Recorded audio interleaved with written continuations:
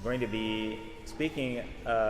be referring to the writings and commentary of two Franciscans today. First, St. Anthony of Padua, and secondly, St. Peter of Alcantara, who was the spiritual director of St. Teresa of Avila. So first, let us look at what St. Anthony of Padua has to say.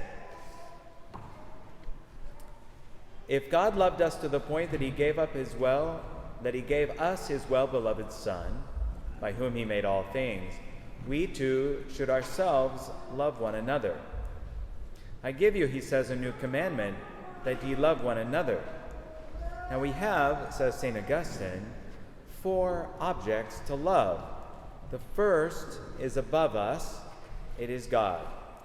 The second is ourselves. The third is round about us, it is our neighbor. And the fourth is beneath us, it is our body. The rich man, elsewhere in the gospel, the rich man loved his body first and above everything. Of course, of God, of his neighbor, of his soul, he had not a thought. So because he put himself first and God and his soul and his neighbor after that, this is why he was damned. Now our body, says St. Bernard of Clairvaux, our body should be like to us a sick person entrusted to our care. We must refuse it many of the worthless things it wants. And on the other hand, we must forcefully compel it to take the helpful remedies repugnant to it. We should treat it not as something belonging to us, but as belonging to him who bought it at so high a price, and whom we must glorify in our body. So our body doesn't belong to us, it belongs to him. And all the more reason for us to be seeking out penitential practices like, for instance, St. Michael's Lent, which we are in the middle of. We are in the middle of St. Michael's Lent, 40 days fasting, penance, abstinence, and prayer in preparation for the feast of St. Michael. Now, this is not of obligation. I've mentioned this before. For those of you new, this is not of obligation. It's voluntary discipline. But it's a valuable discipline to have, that we have a reason to deny ourselves. We have a reason to mortify the flesh, because our body is like to us a sick person entrusted to our care. How do we make our body beneficial to our soul? Well, even just on a natural level, it's not good to eat too much. It's not good to drink too much, in the way of alcohol. It's not good to eat too much in the way of sweets or to indulge too much. It's not good for our bodies. It's actually better for us to deny our bodies on a natural level. But on a supernatural level, on a sacramental level, spiritual life, very beneficial for us to deny our bodies for the sake of our souls, so that we put our souls before our bodies. So we should love our body in the fourth and last place. So God, then our soul, then our neighbor, and then our body. The goal of we should love our body in the fourth and last place, and not make the body the goal of our life. Rather, our body is an indispensable instrument of our life. It's not the goal of our life. So while it is good to pursue good health, we don't want to make that our religion. We don't want to make the cult of the body our religion. And that can be expressed in different ways. That can be expressed, first of all, in the pursuit of sports or fitness as an end unto itself. That can also be expressed in a preoccupation with the food that one eats. And by that I mean a preoccupation sort of like the anti-meat movement or the vegan movement, which really becomes a religion. It becomes a religion. Not just for health, it becomes politicized, ideological, and it becomes a religion. Now, one might choose to be a vegetarian, which is the case with a lot of religious orders, but they do it out of penance. And they might eat meat twice a year on Christmas and Easter and enjoy that. Maybe they have bacon, or maybe they have, something that they've thought about all year. But it's not for political or ideological reasons, it's for religious reasons, and that's different. So our body is to be an indispensable instrument for the sanctification of our soul. Now, thirdly then comes the love of our neighbor. So first is God, second is our soul, third is our neighbor. To love your neighbor then, you must first love God and then your own soul. Because if you don't love God first, then you can't love your neighbor. And if you don't love your own soul, then you can't love your neighbor as yourself in any way that would be beneficial to your neighbor. Now, St. Peter of Alcantara advises that you cannot make too much account of your soul, where God resides and delights himself. So we must focus on the sanctification of our soul so that we can love God more and so that we can love our neighbor more. Let God this is good spiritual direction from St. Peter of Alcantara, and comes from his book, the Treatise on Prayer and Meditation. People often ask me, well, what book is that you're reading from, Father? So this is the Treatise on Prayer and Meditation by St. Peter of Alcantara. This is what he has to say. Let God dispose of you to suffer for his sake what and how he pleases. Do not you do what you have a mind to, but let God do in you what he hath a mind to. Let your will in all respects be at free liberty, your affections perfectly disengaged, wish no one thing more than another. But if you needs must, let it be in such a manner that if not it, but the contrary were to happen, you would experience no repulsion, but equal satisfaction. All right. Well, now we need to consider this in light of divine providence, because let's presume that you have a goal for your day. It's good to make a goal for the day, and you have in mind what you wish to accomplish today, or you have in mind what you wish to accomplish in the next 5 years, or what you wish to accomplish before you retire, or what you wish to accomplish during this school year, whatever it may be, and you become very invested in that, and if it doesn't happen, your whole day is ruined. Why is this person getting in my way today when it's clear that I need to get this done? Why is it that my car is getting in my way this day? Or why is it that my health is getting in my way this day and I'm not getting what I need to get done? Your whole day is ruined. Well, all right. But that's not allowing for divine providence. Just as we spoke about how during St. Michael's Lent or any other novena, you might find all sorts of obstacles or all sorts of struggles or trials or conflicts coming into your life. Well, you have to trust that that's exactly what's supposed to be happening. And if we understand divine providence, then we can accept the fact that things aren't going our way and that we're just as content with how things are going, because we see that God is working through that. After all,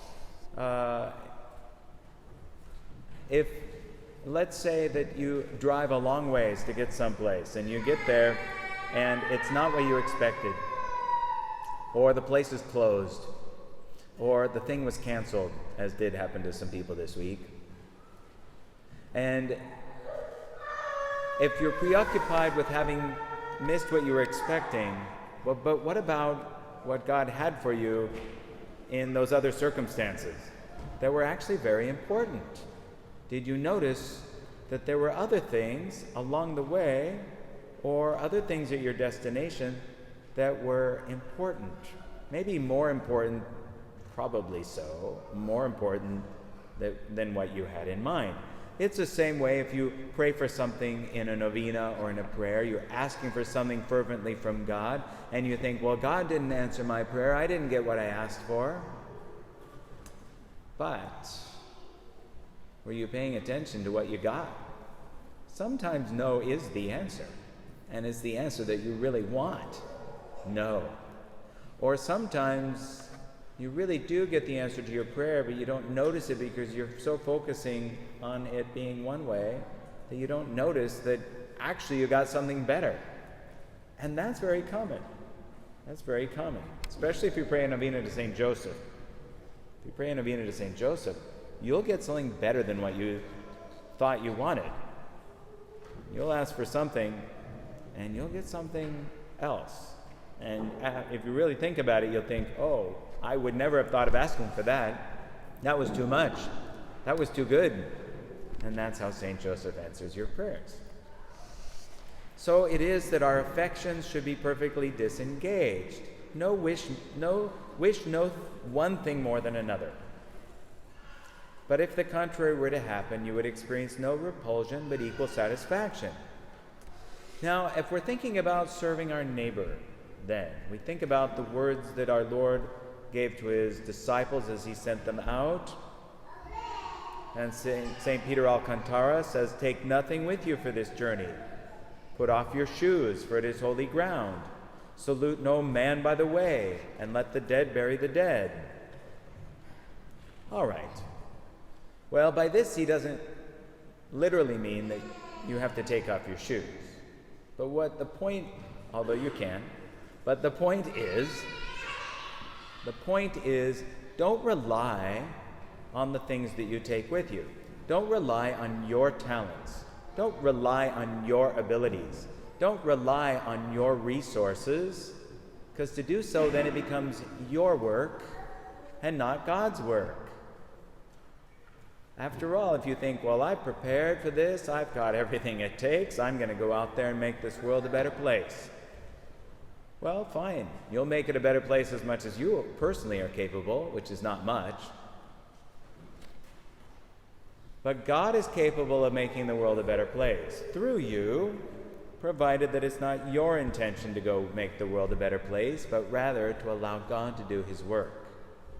And see, that's what happens when we love God first, our soul second, our neighbor third, and put our body last. To the land of the living you are traveling, and let nothing mortal bear you company. So as we're going out to help our neighbor with whatever it is, keep in mind that it is to the land of the living that you're traveling. Now, there has to be discretion then in the love of your neighbor. And St. Peter of Alcantara gives great advice here. Experience will inform you that this is the ready way to eternity, as he's been speaking, for immediate charity, and charity is the love of God and of your neighbor.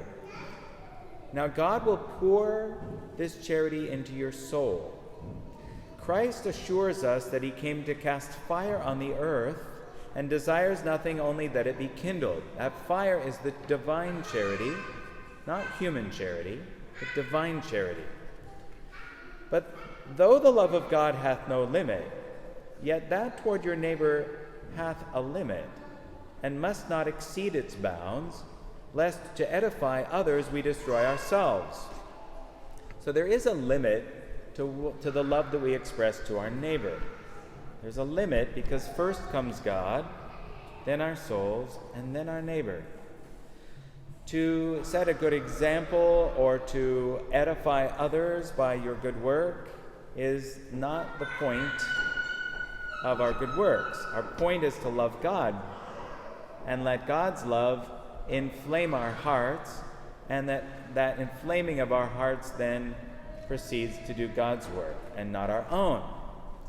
So by this I mean that, there are many fraternal organizations that are without God. There are fraternal organizations that seek to do good works out of respect for all religions, not prejudicing any religion over another, who seek to do good works for their own sake. And this is a matter of feeding one's ego.